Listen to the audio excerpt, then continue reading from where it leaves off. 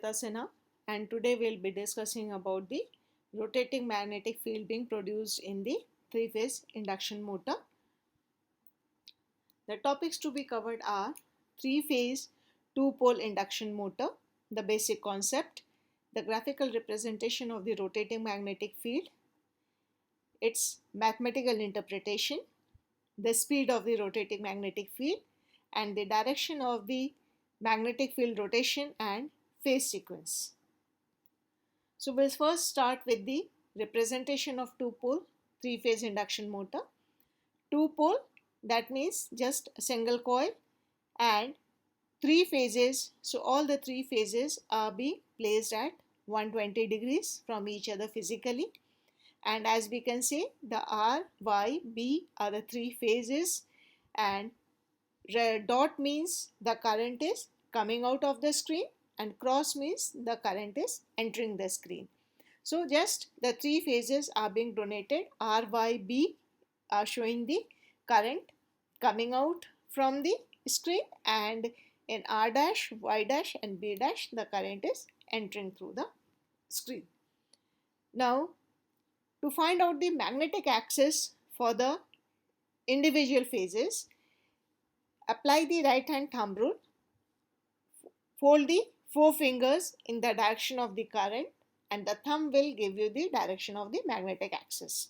So when you apply the right hand thumb rule to each phase, you will get the magnetic axis of each phase. That is, the magnetic axis of R will be in the direction of x axis, and then the 120 degrees phase displacement will be there for the magnetic axis of phase Y and phase B.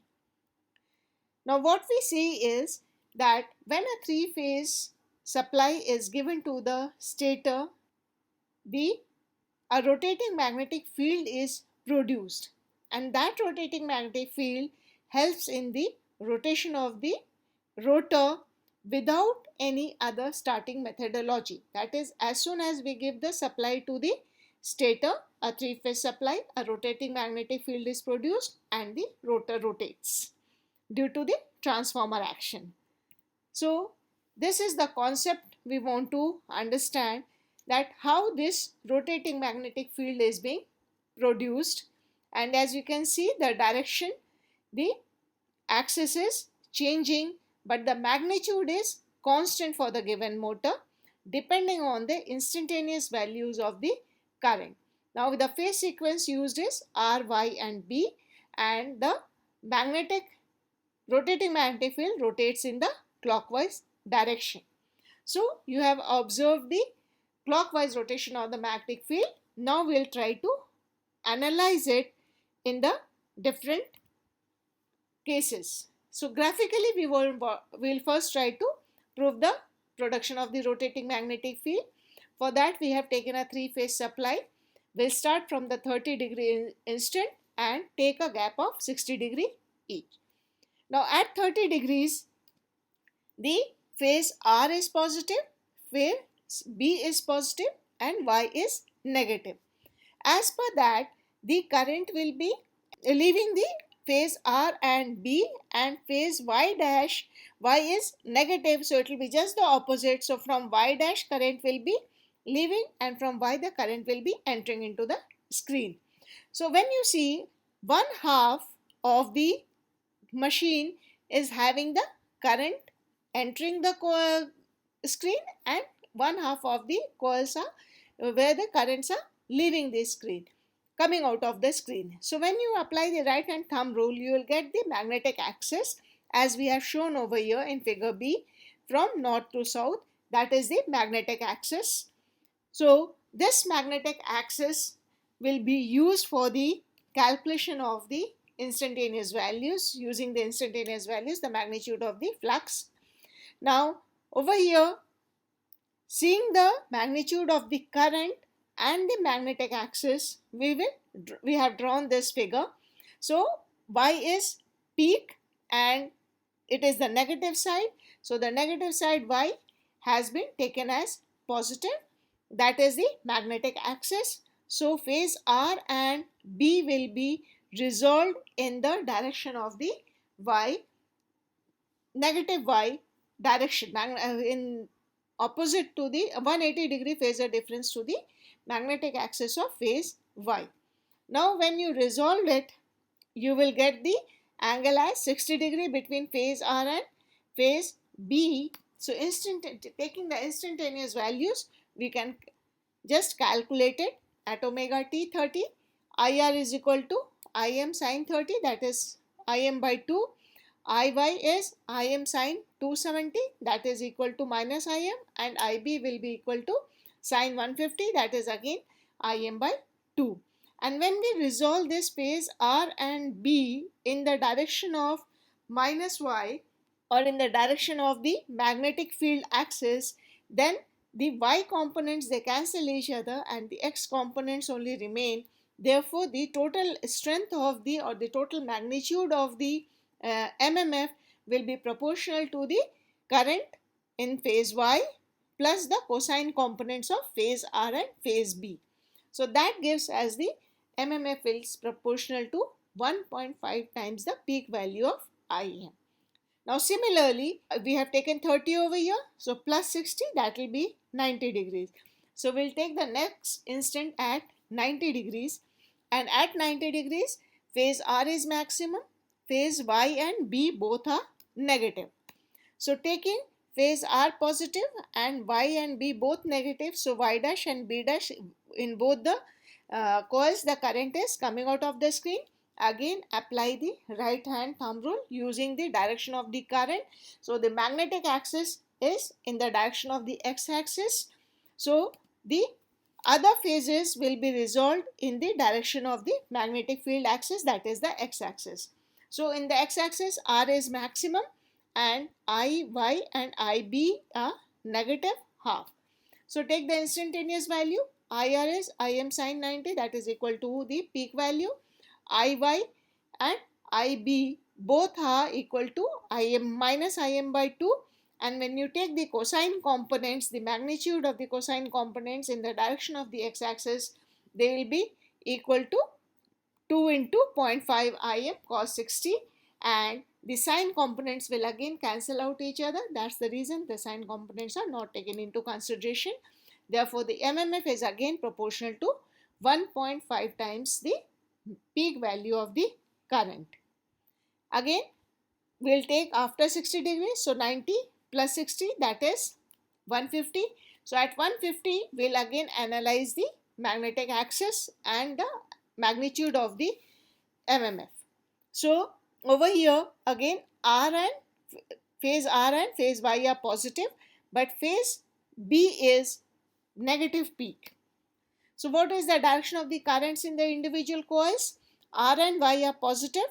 So R and Y, from R and Y the current is coming out of the screen, and from R dash and Y dash the current is entering the screen, and B is negative. So from B dash the current is coming out and entering from B.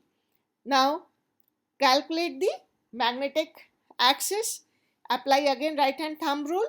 So on one side you have got the current entering, other side the current is leaving. Apply the right hand thumb rule and you will see the direction of the magnetic axis in the direction of where the north and south has been written, that is the direction of the magnetic axis. Almost minus 60 degrees is the magnetic axis. Now again we have to find out the magnitude. So in the direction of the magnetic axis we have to resolve all the components of the different phases. So B is negative in the same direction. Phase R and Y is phase R positive, Y positive. So both will be resolved in the direction of the phase minus Y.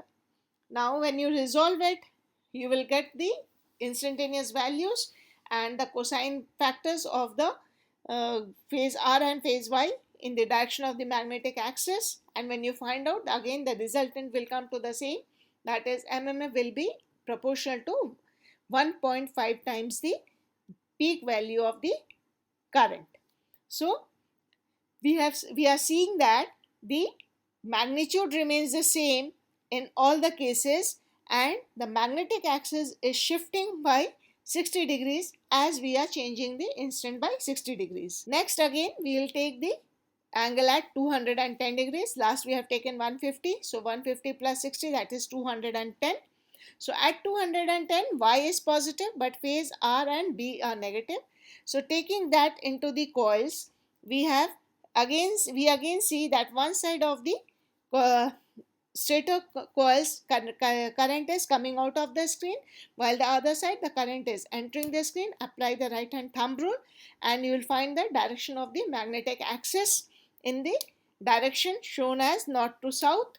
And again, using this magnetic axis direction, you will resolve the remaining components in the same direction. So y is in the same direction, phase y, because y is positive p, and therefore the magnetic axis is same to the magnetic axis of phase y, and you will resolve phase R and phase B in the same direction. Take the magnitudes of the individual phases at the given instant of omega t is equal to 210 degrees, and again when you calculate it, you will get mmf proportional to 1.5 m, and the magnetic axis has again shifted by 60 degrees. This means that is a constant magnitude rotating magnetic field is being produced, and when we apply the three-phase supply system, and it rotates in the clockwise direction for the phase sequence of R, Y and B. Now we'll try to understand the two-pole and a four-pole induction machine. What is the difference? So a two-pole we have already considered, and you know the magnetic axis of the two-pole machine. But in a four-pole machine, the windings are placed 120 degrees electrical apart, not mechanical, and therefore when it is four number of poles, that means two pairs for three-phase machine. So 2 into 3, we will have 6 direction of the magnetic axis for each phase, that is per pole pair per phase we will have the direction of the magnetic axis of the individual coils. Now for a given instant we can see how the pole formation takes place as we have placed the conductors depending on the four pole connection.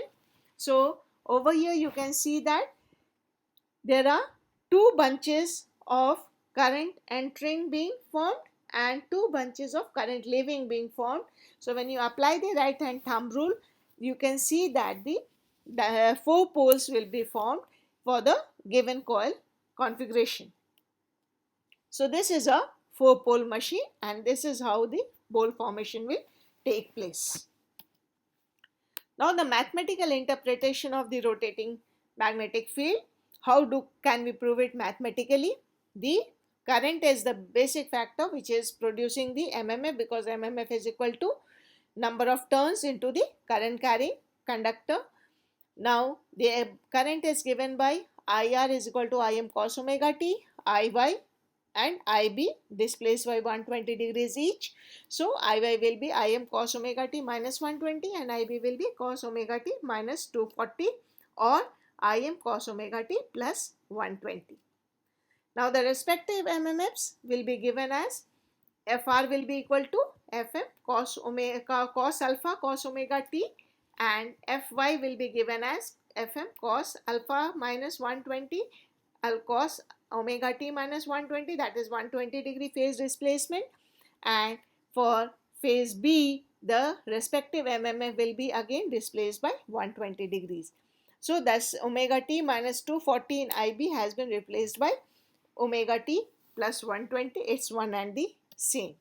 Now this cos A cos B can be written in terms as cos A minus B plus cos A plus B. So that trigonometry identity has been used to resolve the three mmfs, and when you resolve the three mmfs we get one term constant in all the three phases, that is half Fm cos alpha minus omega t. The other term is half Fm cos alpha minus omega t, alpha plus omega t. The second term is half Fm cos alpha plus omega t minus 240, and the third we have got the half alpha cos alpha plus omega t plus 240 degrees. So when we add the 3, we get the value as Fr plus Fy plus Fv, that is the resultant of the 3 MMFs, can be given as 3 by 2 Fm cos alpha minus omega t plus half Fm cos alpha plus omega t cos alpha plus omega t minus 240 or plus 120, and cos alpha plus omega t minus 120 will be the resultant. So the first term, what we have got it as 3 by 2 Fm cos alpha minus omega t, that will be there, but the second term will be equated to 0, because when we solve this identity, this comes as the 0 of magnitude. So Fr will be equal to 3 by 2 Fm cos alpha minus omega t only, and therefore we conclude that the resultant MMF is the only 3 by 2 Fm cos alpha minus omega t, that is, it represents a travelling wave of constant magnitude 3 by 2 Fm. The synchronous speed of the magnetic field is fixed depending on the number of poles and the frequency. So we'll just try to analyze that, how it comes. For a two-pole machine or the electrical degree, how do we calculate the total electrical angle span? The total angular span of one pole pair is referred to the electrical angle 2 pi, that is given by theta, and the total mechanical rotation, one rotation, will be given as theta m. So the mechanical angle is given by theta m, and for the electrical not to pole transition is given by 2 pi. But for a two pole machine, your one rotation is equal to the one transition from north pole to south, that is 2 pi. So for a two pole machine, our electrical angle is equal to the mechanical angle. But for a four pole machine, the electrical angle is rotating twice when the one physical mechanical rotation is complete. So electrical theta will be equal to theta m by 2 for a four pole machine, or we can generalize it as theta is equal to p by 2 theta. Once you differentiate it with respect to the time, you will get the movement rotation, that is the velocity in radians per second, and therefore you can write as omega is equal to p by 2 omega m. Omega is, in terms of electrical, it will be 2 pi f, and omega will be given in terms of the speed, that is 2 pi n by 60. So 2 pi f is equal to p by 2 2 pi n by 60. Solve it out and you will get f is equal to p n by 120, or n is equal to 120 f by p. This n is equal to 120 f by p gives us the synchronous speed of the magnetic field, which is only dependent on the supply frequency and the number of poles as the windings has been wound. So the synchronous speed is denoted by 120 f by p, an important derivation which we'll be using quite frequently. Now over here I have shown the anti-clockwise rotation of the magnetic field when we change the phase sequence. Over here the phase sequence, instead of taking R, Y, B, we have taken the phase sequence of R, B, Y, and you can see the angular rotation of the magnetic field, how the current is changing, and therefore the direction of the magnetic field is also changing. So when you change the phase sequence, the direction of the rotating magnetic field changes, and hence you can change the rotation of the induction motor. So what all we have studied today? We have discussed today about the 3-phase, 2-pole and 4-pole induction motor, the graphical representation of the or interpretation of the rotating magnetic field. Then mathematically we have proved how the rotating magnetic field is being produced, the speed of the rotating magnetic field, and the magnetic field rotation depends on the input for phase sequence. So thank you.